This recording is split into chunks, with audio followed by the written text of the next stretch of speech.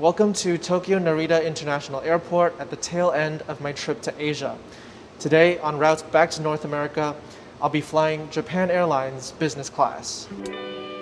Japan Airlines business class lounges are always quite nice, but thanks to the pandemic, I was in for a surprise today.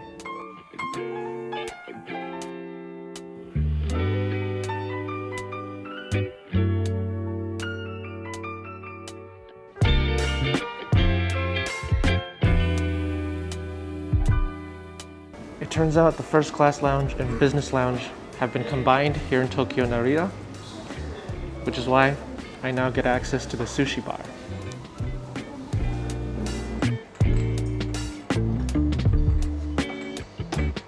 After stuffing myself with sushi during my surprise first class lounge visit, it was time to board.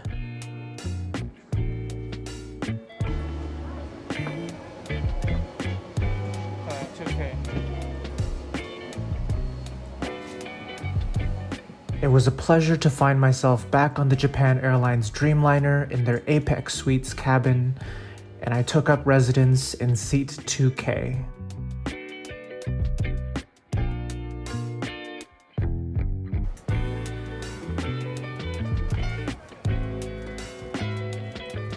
Now seat 2K, or in fact any window seats in the A or K columns, are the best seats in the house. In contrast, the middle seats are only okay because they're relatively exposed to the aisle. And it's only by the windows, and especially right by the windows, such as in my seat, that you have a true sense of privacy once you bring up the partition.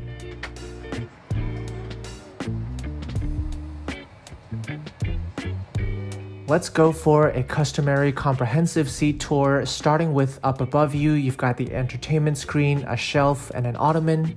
And here by your side, you've got the power and USB outlets, as well as the entertainment controller. Over by the windows, there's the literature pocket, and this being the Dreamliner, the electronic window controls. Up top by your shoulders, there's a reading light and then a headphone jack down below.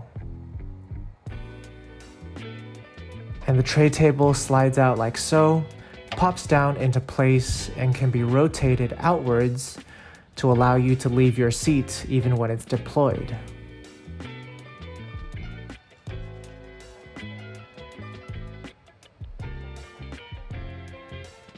And the real highlight of these Apex Suites window seats is this private hallway that you get to access the aisle.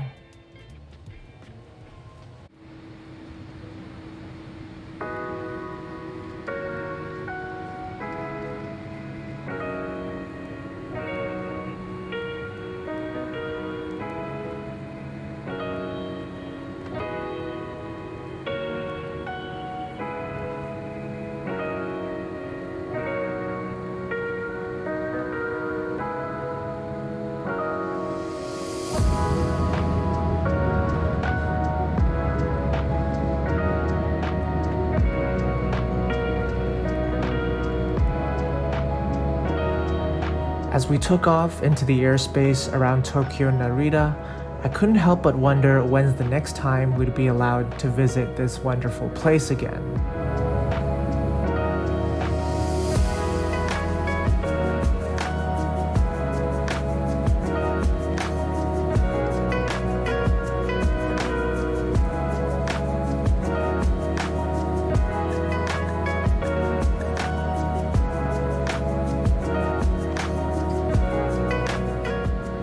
We've now taken off on Japan Airlines Boeing 787 Dreamliner business class, also known as the Apex Suites.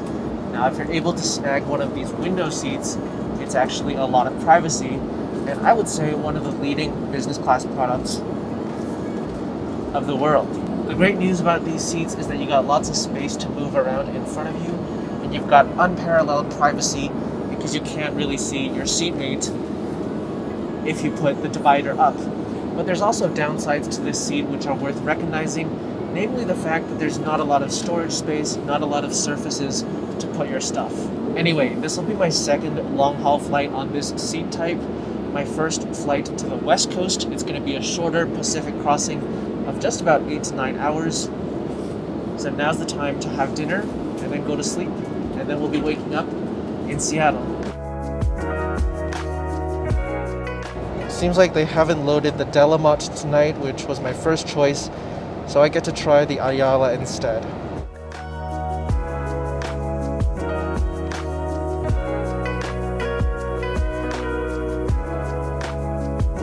Dinner would begin with a mixed plate of small items like scallop and wagyu, which I found to be delicious, followed by a main plate of miso soup and salmon curry. I quite liked the taste of everything, especially since it had been so long since I last had a Japanese set plate in the sky.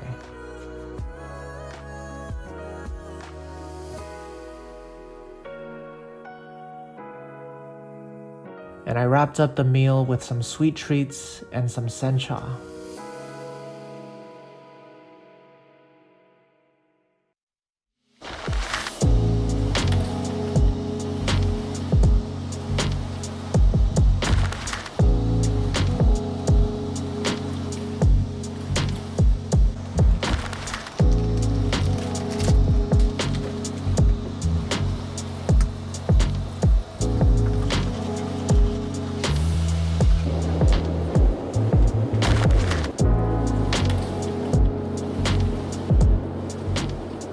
It's been an extremely long day for me, and I've gotten very little sleep over the past 24 hours or so.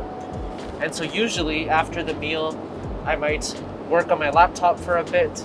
But tonight, after a meal, after a couple of slammers with the Ayala champagne, I think it's time to go to bed.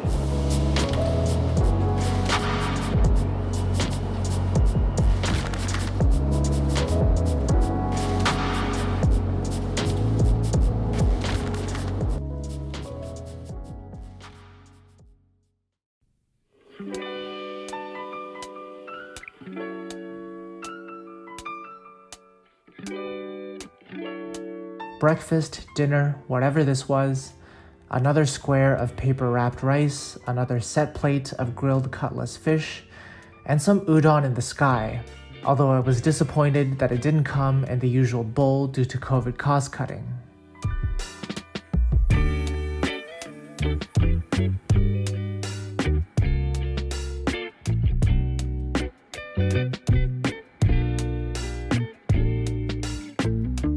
As we're making our final approach into Seattle, check out some of these incredible views outside.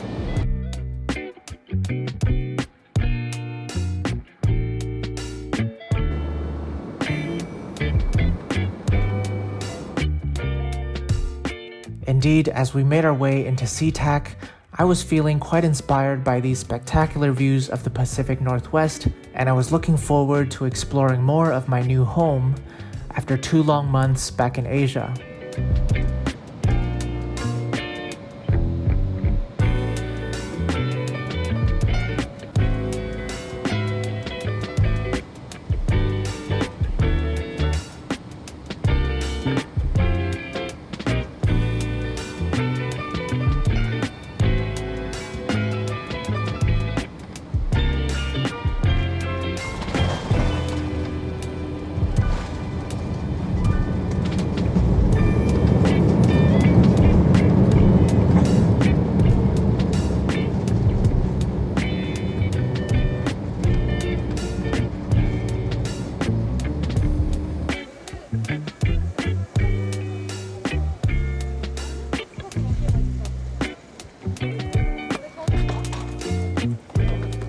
Upon landing in the less glamorous airports of the USA and collecting my baggage, I made my way over to the main terminal with one important task at hand. Well, I've made it here to Seattle, but my trip isn't over yet because I have to go across the border into Canada. So now's the time to get a COVID test. Rapid testing for $200. Can't wait till travel isn't like this anymore. At least the football provided some entertainment while I waited, and then it was time to board the bus.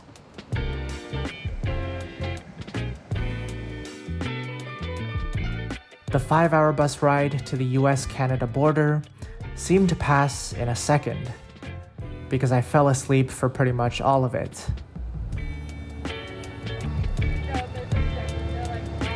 I've basically slept for the past 3 hours or so from Seattle up to Blaine on this bus ride, and we're about 20 minutes out from Pacific Highway truck crossing that will allow me to walk across the border and skip the 3-day hotel quarantine back in Canada.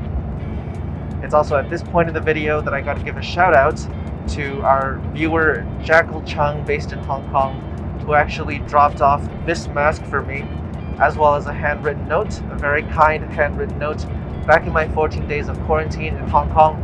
So thank you, Jackal. Here's your shout out. Thanks for watching, and I'm glad you've been enjoying the content. All right, here we go. Time to walk across the border.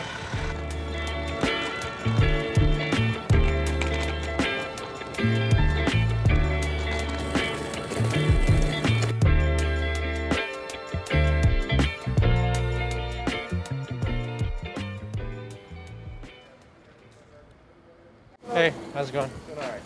Where's home for you, sir? Vancouver. How long were you gone? 2 months. Are you feeling sick or unwell? Any cough, fever, difficulty breathing? Nope, all good. Do you work, go to school back here? Yeah, I have a business, What kind of work do you do? a travel website. Reason why you're flying in, driving in and not flying in? Skipping the hotel quarantine. Thank you.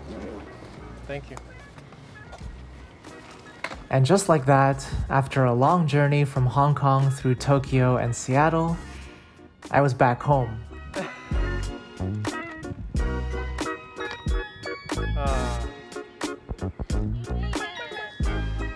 Hi, Jesse. Hey. Josh. Thanks for saving me. Of course.